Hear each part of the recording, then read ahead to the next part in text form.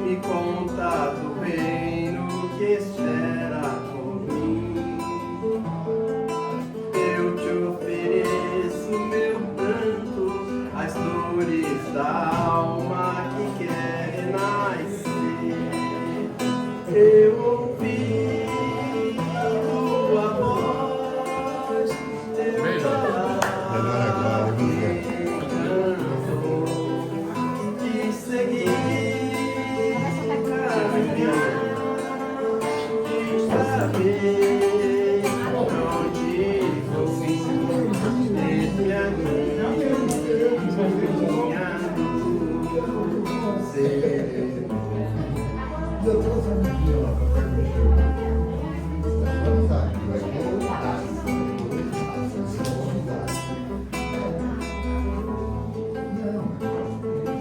um sentimento me ronda, não sei dizer como é novo, meu coração se renova, sinto a esperança invadir. Mas eu tenho aqui. Então, você tem aqui? Tenho, Eu te devo ter. rescatado. Ser justo e pobre de espírito. Tua palavra me sonda, me conta de um reino que espera por mim. Eu te ofereço meu pranto, as dores da alma que quer nascer. Eu ouvi tua voz, teu falar me encantou, quis seguir, caminhar, quis saber pra onde vou, eis-me aqui, minha dor será.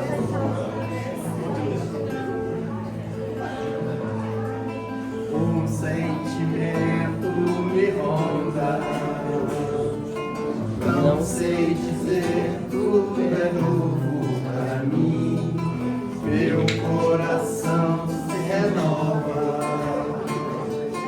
sinto a esperança invadir o meu ser. Quero ser manso, ser limpo, ser justo e pobre de espírito. Tua palavra me sonda, me conta do reino que espera por mim. Eu te ofereço meu pranto, as dores da alma que quer nascer. Eu ouvi tua voz, teu falar me encantou, quis seguir, caminhar, quis saber pra onde vou, eis-me aqui, minha dor.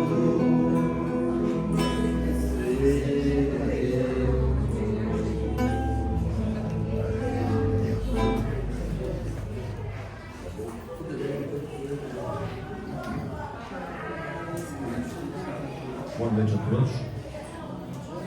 Boa noite. Todos me ouvem? Ok. Primeiro agradecer a presença de todos aqui na casa. Falar da alegria de estar aqui para mim é até suspeito. Quem me conhece um pouco mais sabe o quanto essa casa representa para mim.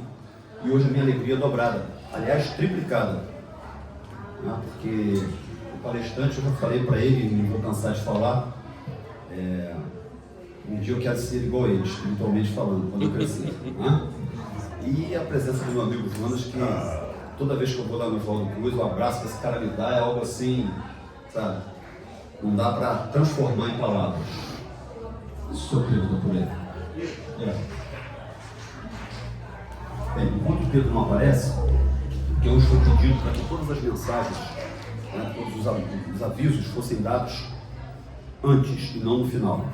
Então, O primeiro aviso que eu gostaria de dar a vocês é o seguinte: dia 13 de setembro nós estamos convocando aqueles que puderem nos ajudar.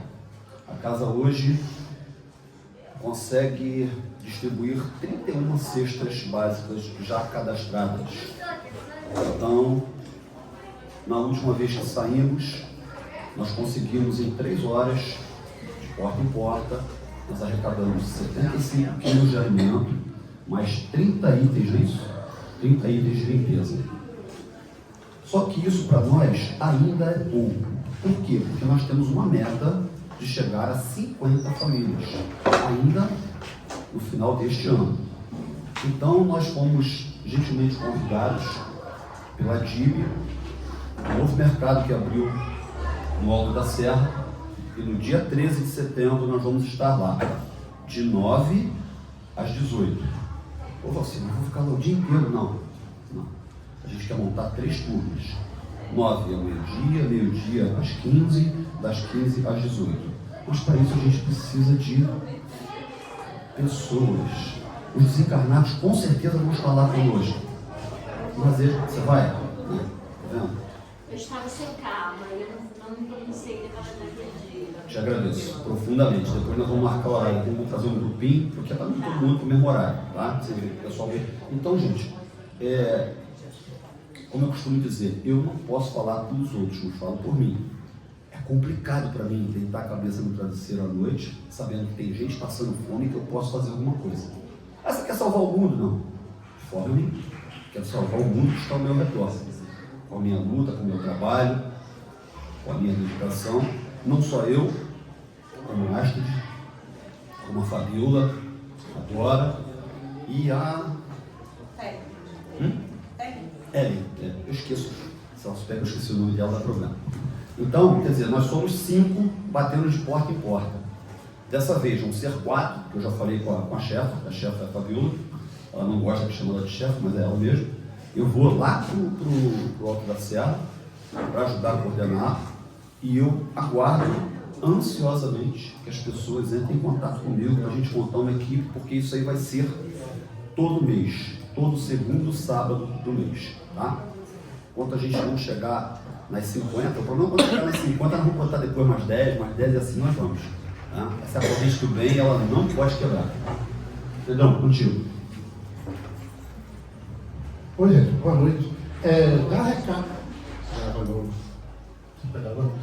Dá recado assim antes, tem essa confusão. Porque, por exemplo, se dá um recado antes da palestra, muita gente não chega atrasada. Se dá depois, harmonia, significa harmonia, né? Então vamos lá para o recado antes. O seguinte, no dia 15 de setembro, vai ser uma segunda-feira, 8 horas da noite, vai estar aqui um cantor de São Paulo, Alan Viz, né? Ele todo ano ele vem, né? Através do Centro Espírita Francisco de Assis, e o ano passado ele ligou se poderia receber ele aqui. Eu falei, o único dia que ele tinha disponível é segunda-feira. Aí eu falei com ele assim, olha, só que segunda-feira a nossa reunião pública é sexta. Ele falou, não, mas tem perigo não, só eu vou estar lá para te ouvir. Aí ele falou assim, tem perigo não, eu canto só para você lá, a gente faz a festa nós dois. Mas então vamos ver, na segunda-feira a gente se organizar para estar aqui como Padre Vergonha, o cara vem de São Paulo, né? Mas por acaso, se vocês não puderem vir, não tem perigo não. Eu vou assistir ele normalmente, depois vou cantar para vocês. Não, a gente vem. Peso, tá? Eu posso lembrar? Raul Seixas. Eu quero lembrar, com esse convite que ele fez, ele tirou o Alan Wilson da nossa casa. Ele, toda segunda-feira ele canta lá à noite. Dessa vez ele vem cantar aqui. Então tu vai ter que me aturar, porque eu virei com ele. Tudo bem. Já não vai estar sozinho, Então, mais. gente, vai ter o Raul Seixas. E o Alan Viz. Então, gente, já é dupla. Tá? Então, gente, obrigado aí. Então, gente, sem mais delongas, dados os devidos avisos, é com você, LG.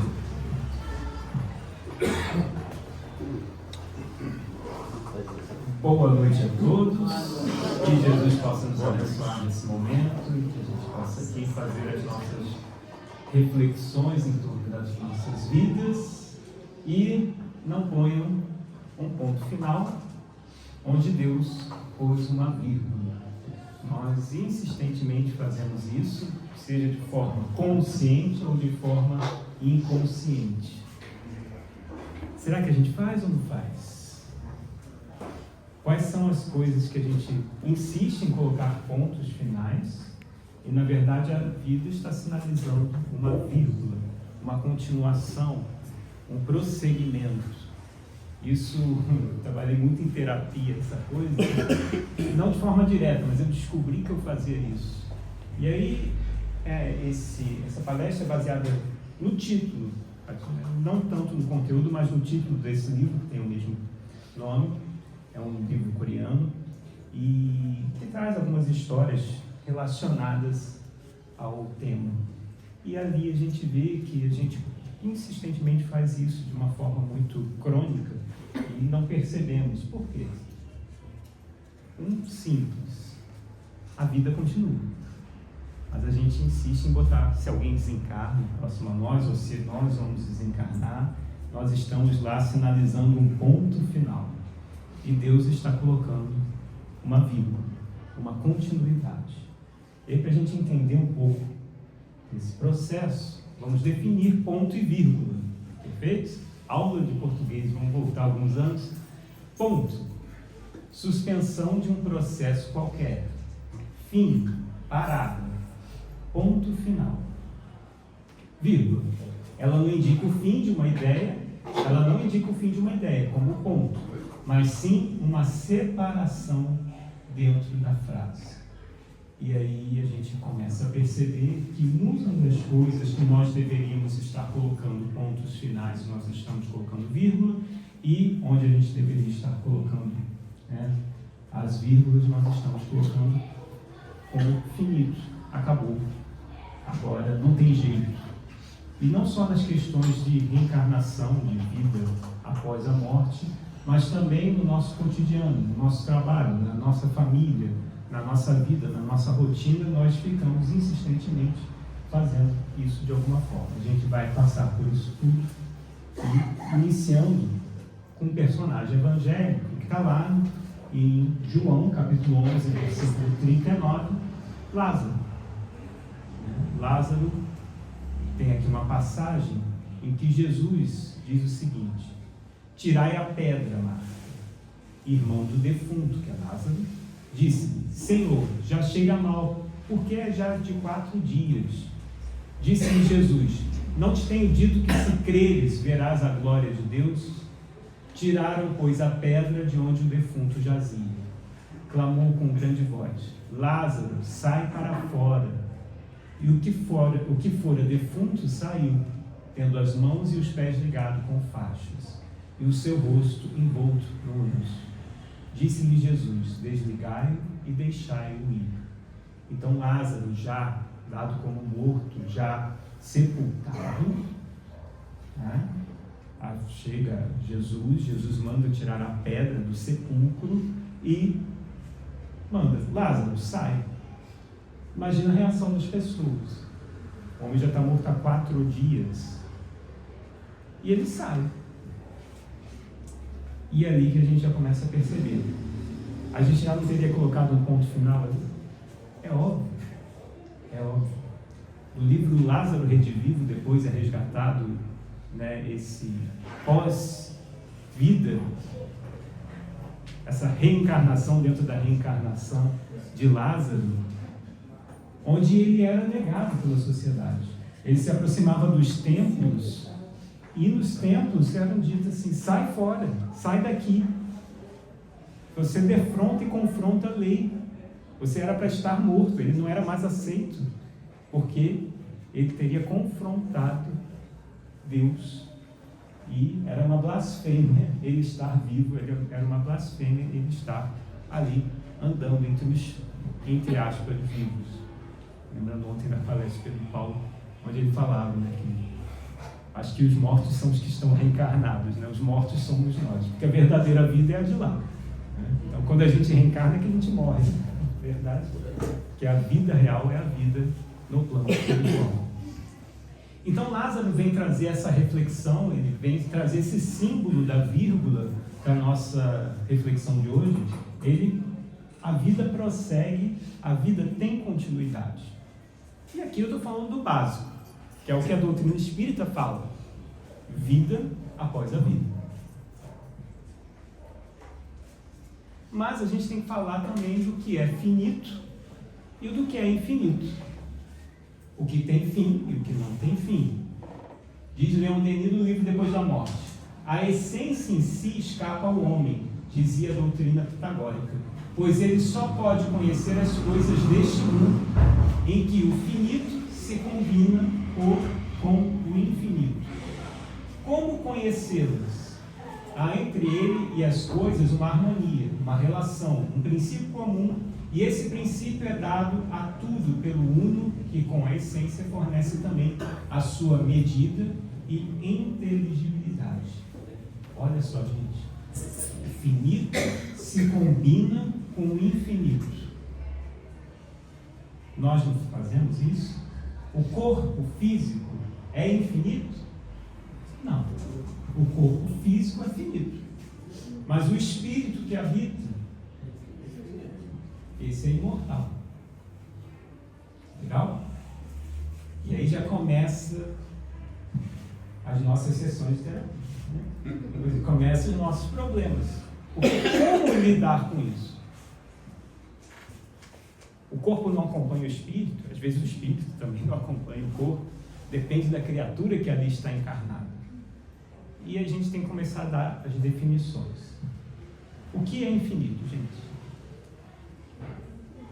Oi? O que não tem fim? É simples. O desconhecido também é uma boa percepção. Mas o que é infinito? A criação. A criação é infinita? Sim. Se você tivesse que desenhar o infinito, como você desenharia? Sem ser o 8 deitado. Não, vocês falaram que sabia, né? Então, como é que eu desenho? Como é que eu coloco isso de uma forma prática e não abstrata? E não filosófica? Né? Se eu pegar uma espaçonave, eu vou sair para o infinito. Eu nunca vou dar de cara com um muro. Né? Peraí, Deus está em obras aqui, ele ainda está abrindo essa galáxia, né? Então está fechadinho aqui. Não. Então, a gente tem que entender que finitude e infinitude tem a ver com espaço. Espaço. Espaço. Se eu andei, né, tempo infinito, estou numa rodovia, estou indo infinitamente. Espaço. Então a definição de infinito é a não existência do próprio espaço. E eterno. Isso. A não existência do tempo. A não existência do próprio tempo. Infinito espaço, eternidade tempo. E quando a gente fala não existência do espaço e a não existência do tempo, eu estou falando do reino dos espíritos puros. Eu estou falando de um local que a gente ainda realmente não compreende. Perfeito? Não compreende. Então a eternidade não é uma grande quantidade de tempo, mas é a não existência do próprio tempo. E assim fica talvez mais simples de entender e talvez mais complexo para a gente lidar com as questões porque estamos aqui nesse ambiente, com esse corpo que tem finitude, mas o espírito prossegue pela sua imortalidade. No livro Primícias do Reino, Amélia Rodrigues traz o seguinte trecho da história do jovem rico, o mancebo rico. Quem era ele que assim lhe falava? Esses são os pensamentos do jovem rico sobre Jesus. Que poder exercia sobre sua vontade? Por qual sortilégio dominava? Gostaria de fugir ou de deixar-se arrastar? Estava perturbado. Ignorada sofreguidão o aniquilava. A horizontalidade das aflições humanas contemplava a verticalidade da sublimação divina. O cotidiano deparava com o infinito, o vale fitava o abismo das alturas e se perdia na imensidão. O homem e o filho do homem se defrontaram. O diálogo parecia impossível, reduzindo-se a um monólogo, atormentante para o moço diante daquele homem. Então aquele homem que tinha riquezas, aquele homem que queria seguir Jesus e falava isso para Jesus: eu quero te seguir, né? Vou me livrar de tudo, das minhas riquezas, e vou te seguir, mas deixa que eu vá resolver alguns negócios. E no livro conta, ele era um corredor de bigas, ele corria nas festas romanas com as bigas. Ele fala, não, e ele tinha um grande sonho de, naquela corrida em especial, que seria uma semana depois desse encontro, correr. O que acontece com ele? Depois da corrida eu vou te encontrar, Jesus. Ele desencarna num acidente, ele é atropelado por uma das outras bigas, e o encontro não ocorre. Porque a gente quer deixar a verticalidade, a gente quer deixar o que importa, o que a gente quer deixar sempre, o que é espiritual fica para... E o que é material é o que tira o nosso sono, não é? Quem tem insônia aqui? Nossa, que bênção! Ninguém tem insônia, só eu e você, Cláudio. Ninguém acorda de madrugada assim, não. 3 da manhã, acordei de novo, não dorme. Ah, teu sorriso também, que o pessoal não se entrega. Eu tive que se esforçar. Muito bom. Então, e quando a gente está com preocupações exageradas, elas são preocupações espirituais, gente? Não. Não. Deveria. Não, às vezes é assim. É bem às vezes, né? Tipo 1%. Não. Mas as nossas preocupações, na maioria das vezes, são questões do nosso cotidiano, da nossa vida material, né? Acabou o dinheiro, problema de saúde física, um problema físico, problema da família, são questões da vivência dessa encarnação. Eu não estou acordando de madrugada pensando, meu Deus, daqui a 100 anos eu vou estar com um problema. Não vai. Não vai. Mas deveria. Por quê? Essa verticalidade, esse confronto entre o homem e o filho do homem, a preocupação mundana e material e a preocupação espiritual que Jesus propõe para nós, a provocação de Jesus é: pensem mais nas questões espirituais, pensem mais na vírgula e não nos pontos, porque tudo o que é relacionado às nossas preocupações terão um ponto final. A vida espiritual é só vírgula, gente, não tem ponto final. É contínuo e contínuo e contínuo. Como diz Maria de Nazaré, o recadinho que ela manda para o Chico. Vocês conhecem essa história? O Chico queria um recadinho de Maria de Nazaré e pede para Emmanuel: Emmanuel, se você encontrar com Maria lá por cima, me traz um recado dela, me traz uma mensagem dela. Passou um tempo, Emmanuel chega e fala: trouxe o recado de Maria para você. Aí Chico: espera aí que eu vou pegar, né? Pegou uma soroca de folhas, pode falar, vamos lá, vou psicografar. E a mensagem: tudo passa. Tudo passa.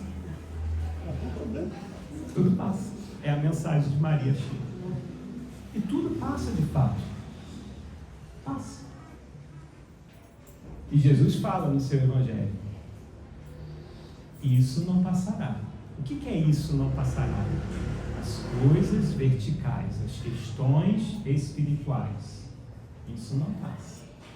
Isso perdura pela eternidade e pela infinitude. Veja se vocês concordam com essa frase. Só morre quem nasce, mas todos desencarnam. Isso aí faz sentido? Lembra da frase: quem não morre? Quem não morre não vê Deus. Exatamente.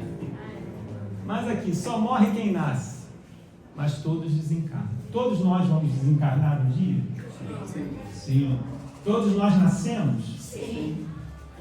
Não. Provavelmente não nascemos. Reencarnamos, porque é um processo biológico. Reencarnamos e desencarnamos, encarnamos e desencarnamos. Esse é um processo biológico. Corpo físico está aqui. Todos nós reencarnamos, mas não necessariamente nascemos. Então precisamos nascer. Eu posso nascer com 10, com 20, com 30, com 40, 50, 60, 70, 80, 90, 100 anos. Mas é um processo psíquico, é um processo mental do nascimento nosso. Porque eu posso estar andando na minha vida igual um zumbi. Eu não nasci. Eu posso estar andando na minha vida aquém das questões que são de fato para eu tomar conta. E eu posso não ter a chance de morrer. Eu posso, em uma encarnação, morrer e nascer diversas vezes. O que seria muito bom. Porque eu estaria no processo de transformação contínua. A cada transformação que eu faço na minha vida, a cada update, a cada atualização que eu faço, eu estou morrendo e nascendo. Então eu posso estar agora nascendo com 40 anos de idade. Depois de muita etapa da vida, de muitas questões que a vida vai me colocando, eu vou aprendendo às vezes através da dor. Mas nós precisamos nascer de fato. E a gente coloca, né, o ponto final de desencarne. Ah, a pessoa desencarnou, acabou. Ponto final, não é finito dessa forma. Nós sabemos que tem uma vírgula. Lá no túmulo de Kardec tem lá a famosa frase, né? Nascer, morrer, renascer e progredir sempre. Tal é a lei. Essa frase não é de Kardec, é de Goethe, e está lá escrita. É o processo? É o processo nosso. Nascer, morrer, renascer. É o processo de transformação. É o processo também, é claro, de desencarnação e reencarnação. Progredir sempre. E essa é uma lei fatal. Vamos progredir. Pelo amor ou pela dor, nós vamos progredir. Aqui no livro Correio do Além, Chico traz uma psicografia de aqui são diversas cartas, né? De filhos ou de parentes que são enviados a parentes encarnados. E aqui tem uma mãe chorando a filha, onde ela diz: o desencarne da minha única e querida filha foi trágico e muito rápido. Passei a viver inseguro e magoado. O tempo passava e eu cada dia mais triste e sem vontade de continuar vivendo. Abandonei tudo até o meu serviço. Repara que ela colocou um ponto final na vida dela com o desencarne da sua filha. Muitos de nós fazemos isso quando alguém muito próximo de nós parte e cremos que é o fim, a vida perdeu a cor, não tem mais sentido. É uma dor? É. Espírita chora? Tem que chorar. O espírita passa pelo processo de luto? Tem que passar, passa. Devemos passar pelo processo de luto. Importantíssimo. Mas que ele seja um processo e não uma vida de luto. E como é que eu venço isso? Com muita força, gente. É muito difícil. É extremamente difícil. Principalmente devido ao nível de proximidade que às vezes a gente pode ter com a criatura. E aí ela recebe uma resposta da filha através da pena de Chico, onde Églia Aparecida, filha, diz: mãezinha, levanta-te das lágrimas e contemplamos o céu de Deus. Não esmoreça. Não admita que a sua afeição por mim poderia anular a nossa prova dos desajustes havidos. Agora vou aprendendo devagar que todas as aflições produzem alegria e tranquilidade, quando lhes atravessamos as sombras do ânimo erguido à fé em Deus. Você que me ensinou a ser forte, auxilia-me agora a vê-la reconfortada. Você, mamãe, que colocou nos meus lábios, o nome de Deus, escolhe-se em mim através da lembrança para fixarmos a presença de Deus em tudo que nos rodeia e em tudo que nos aconteceu. Então percebemos aqui que a filha agora oferecendo não um ponto final, mas uma vírgula para que ela dê continuidade à sua vida, à sua reencarnação, que tenha um propósito, que ocorra um propósito. Aqueles que às vezes possam ter dificuldades com as perdas, em Petrópolis tem um grupo formidável, as Mães da Esperança, né, com a nossa querida Rosa Miller, onde as mães, ou pessoas que perderam, né, que vivem um luto, que perderam, na sua maioria são mães que perderam os seus filhos, devolveram, como elas falam, né, não perderam, mas devolveram os seus filhos, se reúnem, né, semanalmente, quinzenalmente, para colorir. Elas se reúnem numa mesa grande, começam a colorir e conversar sobre a dor que sentem, né? E aí a Rosa conta que às vezes a pessoa que é nova no grupo, ela rabisca com a raiva e tal, vai passando, ela daqui a pouco ela já está fazendo os traços mais serenos, mais tranquilos. Então o processo também é muito importante, mas que a gente possa buscar sempre ajuda. Aqui na página 34, 36 desse livro, pois a gente tem também o ponto final de fluxos familiares, de identidades. Como assim? O filho que saiu de casa casou, ou agora trabalha longe, agora mora em outro local, agora não está mais perto de nós. Ou então, separações familiares que não pelo desencarne, mas por motivos N que a gente tem. Uma mulher jovem tinha o sonho de um dia abrir seu próprio consultório de psicoterapia. Os pais que faziam de tudo por ela tinham recursos suficientes para bancar seus estudos. A jovem queria, por meio de seu trabalho, ajudar pessoas que sofriam com feridas emocionais. Ela fez faculdade e se casou. Levava uma vida tranquila e invejável com o marido, até que certo dia decidiu fazer mestrado em psicologia para concretizar um antigo sonho. Foi então que, de repente, o infortúnio se apoderou de sua vida. Seu filho único adoeceu de repente e morreu antes de os médicos descobrirem o motivo. Mal havia se recuperado da pior dor que uma pessoa pode sofrer, a mulher descobriu que o marido a traía. Ele ouviu todas as críticas e repreensões sem dizer uma só palavra e simplesmente foi embora. Na época, a mulher ainda não imaginava que 10 meses mais tarde estaria no enterro do pai, seu grande protetor. De uma hora para outra, o homem que sempre lhe dera o apoio e bons conselhos não estava mais ali para protegê-lo. A tristeza da mulher era incomensurável. Quem lhe dera ser capaz de voltar no tempo e recuperar as pessoas que havia perdido. Ela deixara de ser mãe de alguém, esposa de alguém e filha de alguém. Todas as suas identidades tinham desaparecido de repente. E pela primeira vez na vida, a mulher teve que encarar a pergunta: quem ela era de verdade? Motivada pela tristeza, começou a prestar atenção no que dizia o seu interior. Concluiu que uma verdade dolorida é melhor que uma falsa consolação.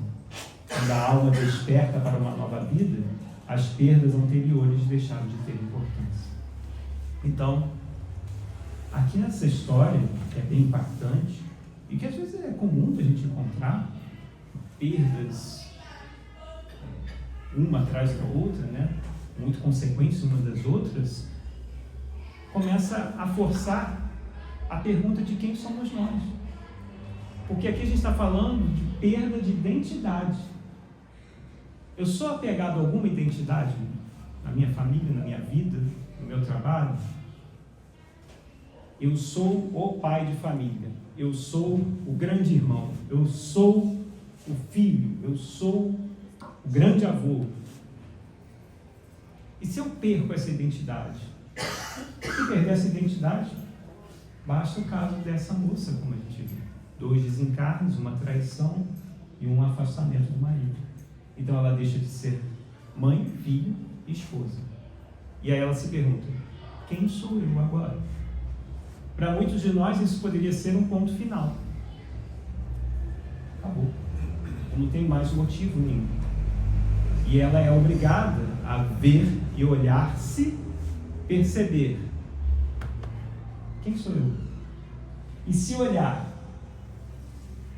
olhar-se dessa forma, tem que ter muita coragem, gente. Tem que ter muita força. Por quê? Muitas das vezes a gente se esconde através dessas identidades. Eu sempre coloco de lado, eu fico escamoteando algo nas sombras, onde eu jogo sujeira debaixo do tapete. Eu não quero ver aquilo, eu não quero ver aquela situação, eu quero me afastar daquilo. E muitas das vezes a gente pega e, opa, agora eu vou ter que defrontar. Quem sou eu de fato? Quem sou eu de fato? Então, essas propostas novas, de identidades novas, e aí? como você vai se reinventar. A gente não pode deixar a melancolia mergulhar a gente na depressão, apesar de ser muito difícil, como a gente sempre coloca, e a gente tem que ter a carta na mão. Nós, por um acaso, aqui temos o Espiritismo, que pode dar muitas explicações. Teoria é fácil. Ficar falando aqui de reencarnação, que a vida continua, legal. Agora, a vivência, saber o Espiritismo é mole, viver em todos os graus é complexo. As questões de trabalho também são muitos pontos finais que a gente coloca. Não sei se todos conhecem essa história do Humberto de Campos, do livro Luz Acima. Muitas vezes, para bem amparar, é imprescindível retirar as escoras. Do dia seguinte em diante, as orações estavam modificadas, os camponeses fizeram solicitação geral de serviço, e com trabalho digno e construtivo de cada um, a prosperidade legítima lhes renovou o lar, carreando-lhes paz, confiança e júbilos sem fim. Quantos benfeitores espirituais são diariamente compelidos a imitar no mundo dos homens encarnados a proteção de, vocês estão vendo ali? Santo Antônio. Tem alguém que reza, já rezou? Conhece alguém que reza para Santo Antônio? Não conhece ninguém, gente, que nunca rezou, nunca pediu o cônjuge, né? Traga a esposa para mim, traga. É para casar, né? Então. Eu rezei e deu ruim. Deu ruim. Deu ruim. Então a gente acaba. Essa família aqui rezava constante para Santo Antônio. E era uma família que morava no sítio, era na roça. Você chegava, né, no terreno deles, era um terreno com mato alto, cerca caída, pintura descascada, né, um pouco do abandono, mas era uma família que vivia as duras penas e sempre rezava para Santo Antônio para que tirassem elas das dificuldades. Chegavam as orações no escritório de Santo Antônio, os espíritos que ajudavam ele iam atender. Chegavam, resolvia uma situação, chegava, resolvia outra. E as orações ficavam contínuas. Santo Antônio reparou: não é possível, meu pessoal não está trabalhando. E aí pergunta para um dos seus ajudantes: o que está acontecendo com essa família? Essa família vive muita dificuldade toda hora, né? Tem sempre os seus problemas, está sempre fazendo as preces aqui, a gente está sempre atendendo, mas não está dando jeito, porque ele está sempre vindo. Eu vou lá com vocês. E aí Santo Antônio, em espírito, aparece lá no casebre e começa a olhar, e começa a perceber aquilo, como está a casa, como é que está a situação, e como é que essa família se sustenta. A gente conseguiu inspirar um fazendeiro aqui do lado que desse uma vaca leiteira, e assim eles conseguem sustentar a família com a vaca, com o alimento da vaca. E assim eles conseguem, né, não morrer de fome. Santo Antônio, então está resolvido. Está vendo aquele precipício? Joga a vaca lá. Resolveu o problema. Joga a vaca no precipício abaixo. Aí, como assim, Santo Antônio? Faz isso, vai resolver. Então a vaca foi para o brejo. Literalmente desencarnou. E aquela família se viu obrigada a fazer uma grande vírgula. Passou um tempo, Santo Antônio volta, a cerca está arrumada, o canteiro tem uma hortinha, a casa está começando a ser pintada, uma pessoa saindo para trabalhar. Então, Santo Antônio resolveu o quê? Dar movimento àquela gente. Por quê? E agora não tem a vaca leiteira que nos dá o mínimo. Retirou o mínimo, nós vamos ter que fazer. A mesma coisa nas nossas preces, o Rossano Klinge fala isso. Você pode pedir o que quiser para a espiritualidade? Pode, mas a espiritualidade só vai fazer aquilo que compete a ela e não o que compete a nós fazer. A espiritualidade não move uma palha onde a gente tem que se mover, aonde a gente tem que se movimentar. Então, muitos dos nossos trabalhos, fui demitido. Acabou tudo. E agora, o que eu vou fazer na minha vida? Quem já passou pelo processo de eleição aqui, gente? E qual foi o pensamento que a gente teve na hora? Deu ruim. Acabou. Ponto final. E não foi uma grande vírgula positiva?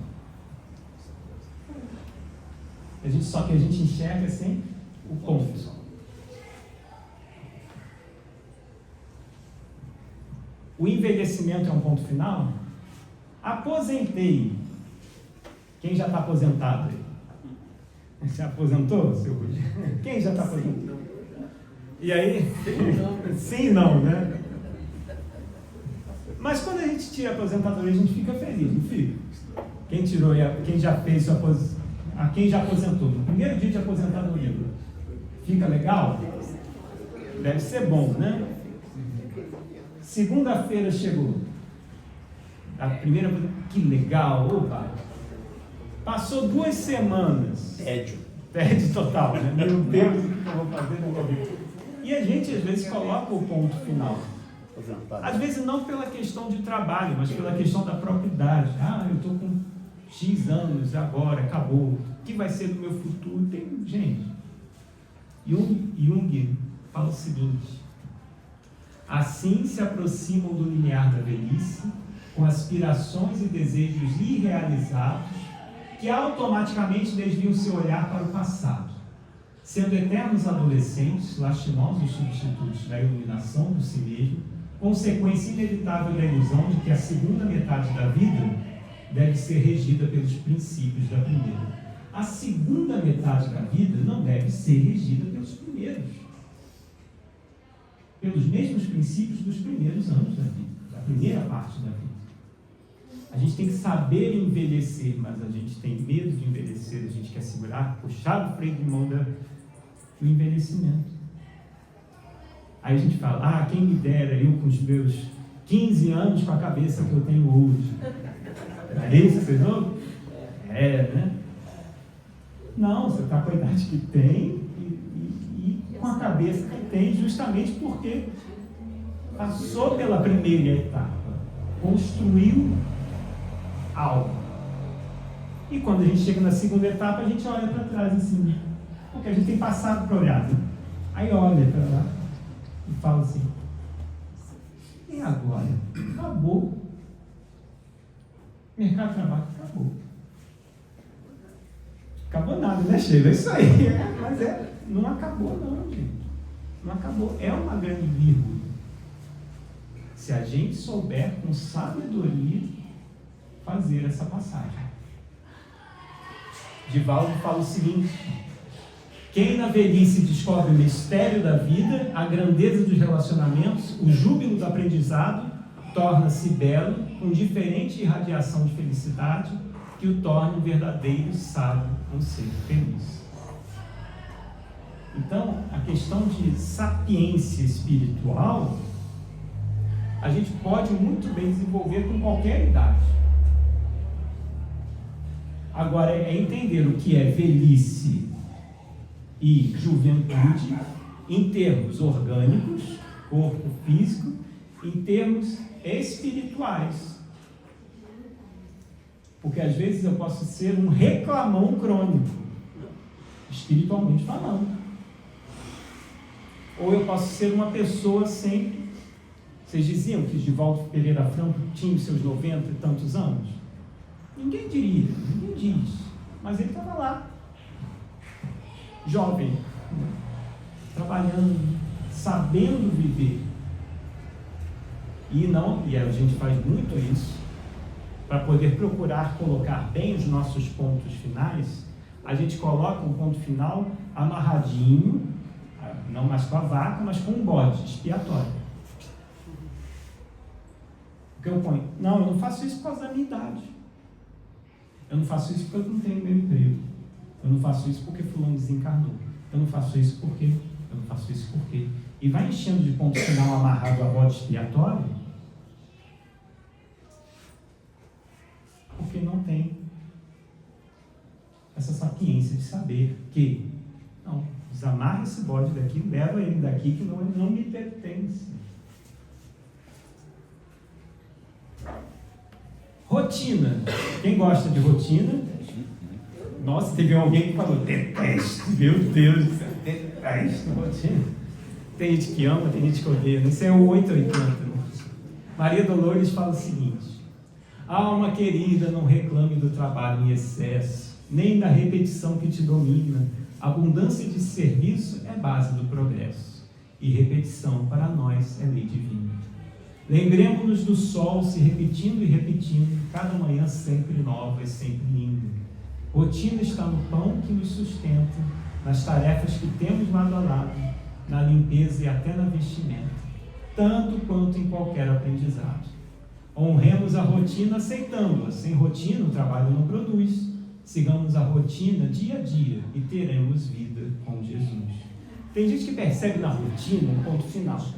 Acabou minha vida, eu estou rotineiro, não acredito. Não tem. Minha vida é uma rotina pura, eu não aguento mais. E eu fico fazendo aquele ciclo de segunda a segunda. E eu vou na rotina. Aí a gente fala, você é tão previsível, né? Você é tão previsível. Você já para o carro na mesma posição, você já coloca a sua carteira no mesmo lugar, você já usa o copo que lhe é preferível, você já lava a louça no tal horário, você já faz a comida, usa o prato do mesmo jeito, não é isso? Você abre o seu armário, você sabe exatamente onde está o seu casaco, e onde está, né, o seu sapato favorito. E você levanta a tal hora, escova, e você tem uma ordem. Quem faz a barba tem a ordem de fazer a barba. Quem vai passar o perfume tem a ordem de passar o perfume. E vai para o trabalho, ou para onde quer que seja, e tem um caminho. Eu saio por essa porta, eu faço esse percurso, não passo por ali não. Vocês já se desafiaram a tentar embaralhar isso daí? Sim, né? Já, que bom. Mas assim, aqui Maria Dolores, ele traz um significado positivo da rotina. Tudo bem que algumas questões têm que ter, no mínimo, organização, rotinas para a gente não ficar embaraçado. Mas se eu me apegar de tal forma, aí tá, o apego à rotina é um problema. Ele me tirou da minha rotina. É um crime. Cadeia para ele, porque ele me tirou da rotina. Espera aí. Por quê? Se alguém passa pedindo, né, um pedaço de pão, não, tem. Eu estou indo para a minha rotina, eu não posso atrasar um minuto. Então, você tem a sua rotina higiênica, é óbvio. Espero que tenha. Você tem a sua rotina higiênica, legal. Você tem a sua rotina, né? De peixe. No inverno é complicado. Você tem sua rotina que tem que existir. Mas que essa rotina ela possa ter entre uma e outra rotina mobilidade. Mobilidade. Porque senão a gente vai entrar realmente nessa círculo vicioso e a nossa rotina se transforma em um ponto final. E aí acabou a vida, porque eu vou viver como um zumbi. Vivo como um zumbi, vou fazendo sempre a mesma coisa. Se eu entro numa rotina exagerada, a rotina é importante, os espíritos dizem, mas se eu entro numa rotina exagerada, eu ligo o piloto automático e quando eu vejo é Natal na Líder Mais Agazinho. E quando eu vejo, já passou tantos anos, nossa, eu nem vi o tempo está passando rápido, né? Por que será que o tempo está passando rápido? Será que minha rotina não está muito exagerada? Então a rotina é ótima, perfeito, mas com cuidado, para que ela não te domine, para que ela não seja dominadora. Você domina a sua rotina, não a rotina que domina você. Certeza, a gente gosta de ter certeza de tudo que vai acontecer? Eu fui assim. Gosta? Já fui. Então desencarne, gente, porque nesse planeta você não vai ter disso. Não tem certeza e segurança, não tem. Nesse planeta não existe. Livro dos Espíritos, questão 895, o apego às coisas materiais constitui sinal notório de inferioridade. Porque quanto mais se aferrar aos bens deste mundo, tanto menos compreende o homem seu destino. Pelo desinteresse, ao contrário, demonstra que encara de um ponto mais elevado o futuro. Então, apego às coisas materiais. Se eu sou uma pessoa que está apegada, tem alguém aqui que é controlador? E aí, alguém? Controlador? Só do mundo é controlador? Não é possível. Gente, desencarna todo mundo, não é possível. Você já pode estar lá, nosso lado para cima. Mas, controlador. Eu gosto de controlar minha rotina, não gosto? Gosto. E aí eu começo a controlar. A tal ponto que eu começo a controlar o quê? Helena. Não é assim que você tem que falar com Deus. Não é assim que você tem que fazer oração. Não é assim que você tem que ir. Não é assim que, não é assim que, não é assim que. Então é assim como? Aí eu me virei o fariseu 2.0.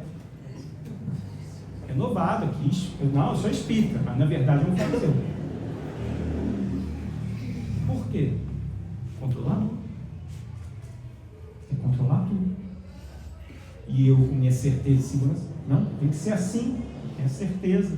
Eu sempre brinco com a história do quem é que faz culto no lar, quem é que tem copo de estimação do culto no lar. Essas risadas já passaram. Aí uma mãozinha assim, bem assim. Copo. Hã? Tu vai ter agora um copo de estimação? Tem gente que tem assim. Às vezes vai na casa da pessoa. Eu tenho. Esse aqui tá bonito, ó. Esse copo, eu tenho 40 anos que eu faço culto no lar. Perfeito, nossa. Sem ele, os espíritos não vêm. Ele sempre pega o mesmo copo. Pega o teu copo, não deixa pegar o seu copo. Não quis falar, mas é verdade. O copo quebrou. Putz, acabou o culto. Quebrou o copo. Os espíritos. É um sinal. É um sinal que vai dar tudo errado, vai estar tudo virado. Percebe? Esse tipo de segurança que a gente cria somente na nossa mente. O copo não tem nada. Nada. Você pode usar o seu copinho de plástico de requeijão. Vai dar o mesmo efeito. Pode usar. O copo de requeijão fica feio, né? Tem que escolher um copo maneiro. Mas vai dar o mesmo efeito. O copo maneiro ou o copo de requeijão vai dar o mesmo efeito. Então, certezas e seguranças num plano que não tem nada de certo e seguro. Você pode dizer o que você vai fazer amanhã? Você planeja, mas Deus também está planejando. Você acha que o planejamento que vai vingar é qual? O seu ou o de Deus? É o de Deus.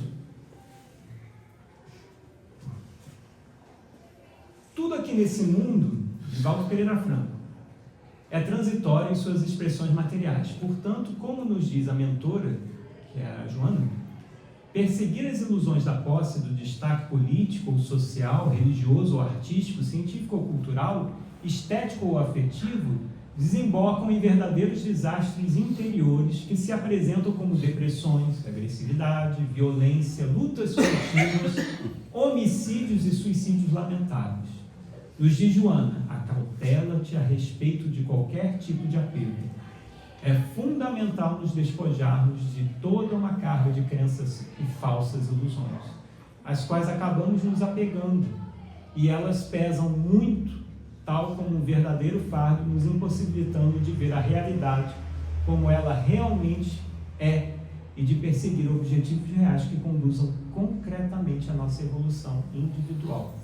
Então, acautela-te a respeito de qualquer tipo de apego. Apegou alguma coisa e ficou, opa, não sou eu que estou apegado, isso aqui que está me dominando. Não sou eu que possuo a coisa que me possui. E aí, tudo nesse mundo é transitório. Tudo passa. Lembra do recadinho de Maria a Chico. E aí a gente tem o que nesse mundo? Imprevisibilidade, essa é a certeza do mundo. A certeza que você tem nesse mundo é que ele é imprevisível e impermanente. Aí, Carlos Torres Pastorino, na sua psicografia com o espírito, através de Divaldo Pereira Franco, diz: a problemática da impermanência é o desafio essencial para que o permanente mereça atenção e estimulação. Permanentes são o espírito e sua especial constituição energética. Mesmo nesse processo, experimenta impermanências especiais que equivalem como sublimação da energia que se utiliza incessantemente. A impermanência de tudo e de todos cessa, termina, quando o espírito contempla a permanência divina. A única permanência que existe de fato é a divina. Isso é permanente. E quando é que a minha impermanência para? Quando eu contemplo a Deus. Quando eu de fato, contemplo, vivo essa força divina. Porque enquanto a gente estiver atribulado com tanto de coisa para resolver, a vida vai estar impermanente, vai estar impermanente, eu vou estar nessa impermanência de forma constante. Quando é que ela cessa? Quando eu me amarro em Deus. Quando eu me ancoro nessa potência divina. E aqui outra figura evangélica, Maria de Magdala. Mas ele, aqui era um mendigo que estava conversando com Maria, mas ele nos disse, ele é Jesus, mas ele nos disse que feliz é aquele que, havendo perdido tudo, ainda tem Deus na intimidade. Que bem-aventurado é aquele que aspira ao mundo transcendental e despreza as coisas da terra. Vinde, Senhor, eu tenho certeza de que Ele vos amará. Ele cura todas as formas de lepra. A minha estava por fora, a vossa está por dentro. Vinde, aproveitai a oportunidade. Então existem lepras que são visuais, que enxerga, e existem lepras que ninguém está vendo. Que a pessoa está carcomida intimamente. Maria de Magdala é um desses espíritos que internamente, uma mulher que com muitas riquezas,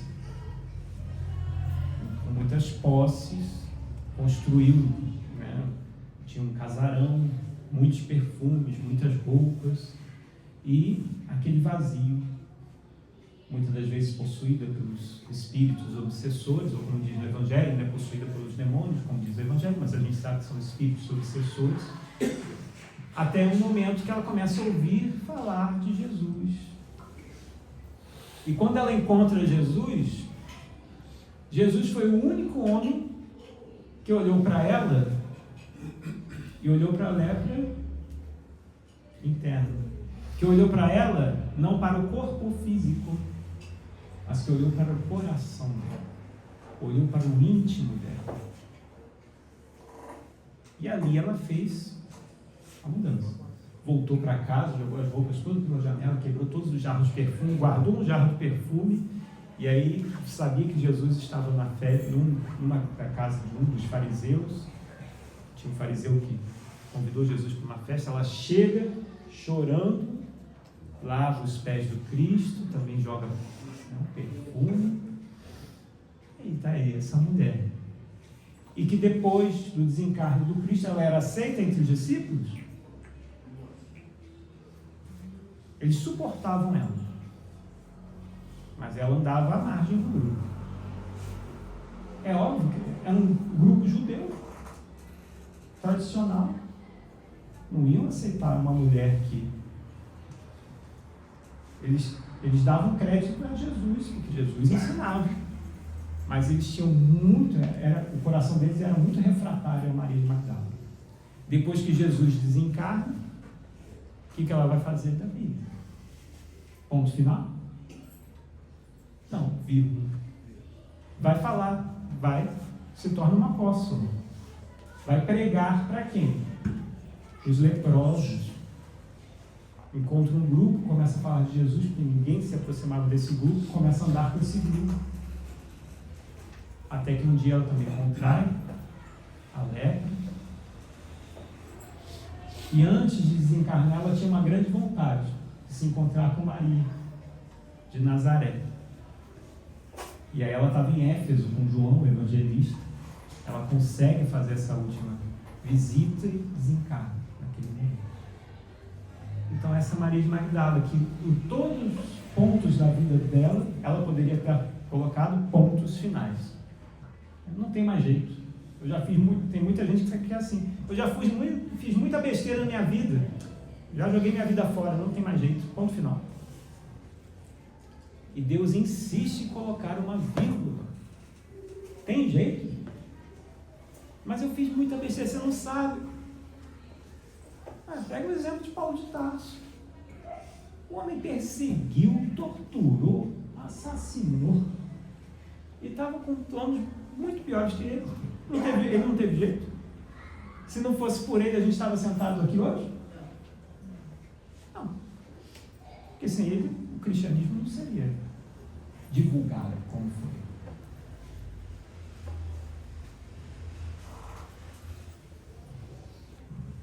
E aí Jesus fala para ela: lembra-te dos pequeninos que foram abandonados e necessitam de carinho, que têm sede de ternura.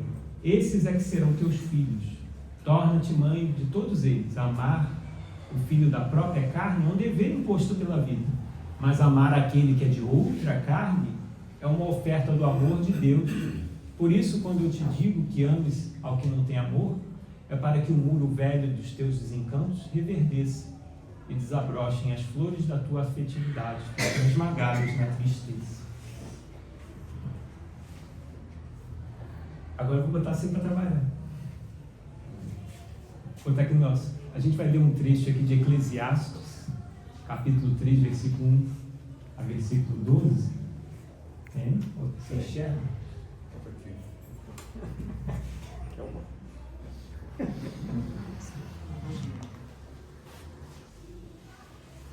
Tudo tem seu tempo determinado, e há tempo para todo o propósito debaixo do céu.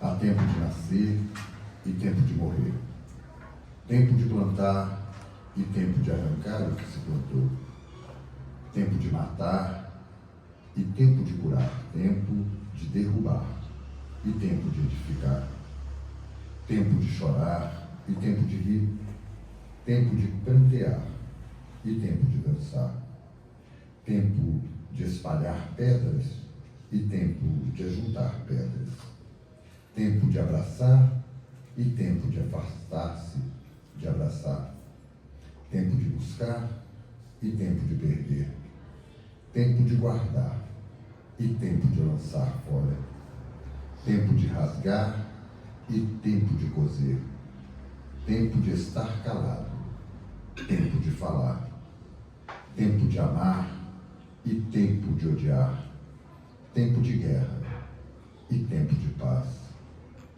Que proveito tem o trabalhador naquilo em que trabalha? Tenho visto o trabalho que Deus deu aos filhos dos homens para com ele os exercitar. Tudo fez formoso em seu tempo.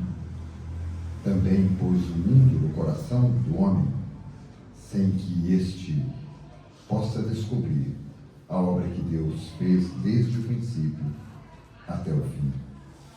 Já tenho entendido que não há coisa melhor para eles do que alegrar-se e fazer bem na sua vida. Eclesiastes 3, 1, 12. Então é tempo de quê? Vocês podem estranhar aí, tempo de matar? A gente já não estava lá no momento, passamos um período lá no planeta primitivo, né? Mas já é tempo de jogar esse guerreiro interno fora, não é? Por quê? Nascer, morrer, renascer. Quais são os tempos, quais são os novos tempos? O que é a proposta de vida? Tempo de abraçar e tempo de afastar-se de abraçar. Qual é a parte boa? A gente gosta do tempo de abraçar. Mas tem momentos que tem um hiatus, né? Um afastar-se. E daqui a pouco o reencontro. Mas que a gente possa lembrar de não colocar pontos finais. Como diz Paulo a Filipenses, porque para mim viver é Cristo e morrer é lucro. Às vezes eu posso estar pensando assim, minha vida acabou. Não tem mais sentido. Ponto final. Morrer é lucro. Viver aqui na Terra, nessa impermanência, nessa incerteza, nessa insegurança, isso é Cristo. Isso é exercício de fato. Estar com todos esses desafios da carne, da reencarnação, isso é Cristo. O plano espiritual, gente, é lucro. Principalmente se a gente viver bem nessa encarnação. Assim seja.